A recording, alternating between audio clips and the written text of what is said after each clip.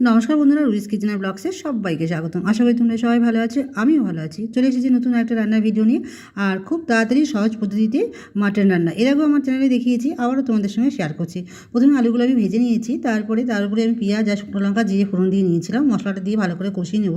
আর এই দিকে আমি প্রেশার কুকারে মাংসটা নুন আর হলুদ দিয়ে 2টো সিটি মেরে নিয়েছি, কারণ রান্নাটা খুব তাড়াতাড়ি করবো বলে আর তোমাদের সাথে শেয়ার করবো বলে। কারণ আজকাল তো মানুষের খুব ব্যস্ত, মানুষ অফিসে যায়, সবাই মেয়ে ছেলে সবাই অফিসে যায়, আর খুব তাড়াতাড়ি রান্না করার রেসিপিটাই তোমাদের সাথে শেয়ার করছি। তো দেখো, এদিকে আমি টমেটোটা কুচিয়ে দিয়ে নিয়েছি, একেবারে হাত দিয়ে পিষিয়ে নিয়ে মশলাটা দিয়ে ভালো করে কষিয়ে নিয়ে কিছু গুঁড়ো মশলাও অ্যাড করে দেবো। তার আগে দিয়ে নেবো হচ্ছে যে মাংস সিদ্ধ করেছেন, সেই মাংস সিদ্ধটাও দিয়ে নেবো, দিয়ে সমস্ত দিয়ে ভালো করে কষিয়ে নেবো। আর গুঁড়ো মশলার মধ্যে দিয়েছি এখানে আমি জিরের গুঁড়ো, লঙ্কার গুঁড়ো, আর একটু কাশ্মীরি লঙ্কার গুঁড়ো দিয়েছি, সাথে দিয়ে নিয়েছি হচ্ছে মাটন মশলা, আর একটু দিয়ে নিয়েছিলাম মিষ্টি, তার সাথে দিয়ে নিয়েছিলাম একটু সোয়া সস।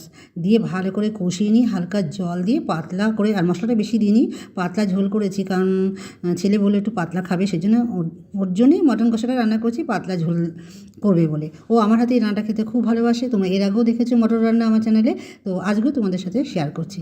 কেমন হয়েছে অবশ্যই কিন্তু তোমরা একটু কমেন্ট করে জানাবে, আর পাশে থাকা বেল আইকনটা অন করে দেবে, সাবস্ক্রাইব করে দেবে। আর নামানোর আগে আমি একটু মিষ্টি আর একটু গরম মশলা গুঁড়ো দিয়ে নামিয়ে নিয়েছিলাম। চলো বন্ধুরা, আমার রান্নাগুলো যদি তোমাদের ভালো লাগে থাকে অবশ্যই কিন্তু এটা সাবস্ক্রাইব করে দিও আর পাশে থাকবে। চলো এই পর্যন্ত, টাটা, গুড নাইট, সবাই ভালো থেকো, সুস্থ থেকো, আগামীকাল আবার দেখা হবে।